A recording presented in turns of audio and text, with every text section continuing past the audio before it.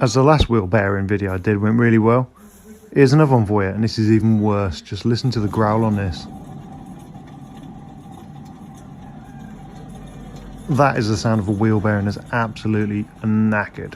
So let's whip it apart and get the job done. We are doing a set of brake pads on this as well, so take the caliper off and remove them pads. And just to prove it is the wheel bearing,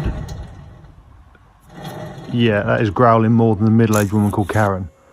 Best thing about these V-dubs, you can just undo the grub screw, no need to remove the caliper, and the disc comes straight off.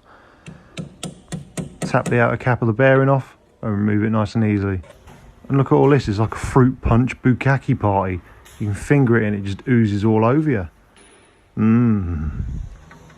Insert your tool as deep as possible. This brings back memories of last night with 1-inch problems. Buzz it apart and get it done. It's just flopping around all over the place. The bearing should be tight onto the shaft, but it's not. So yeah, it definitely needed doing. Look at that. It's like a well-used glory hole. The grease should not have come out like that. Chuck a new one on nice and easy, and it spins nice and freely with no noise.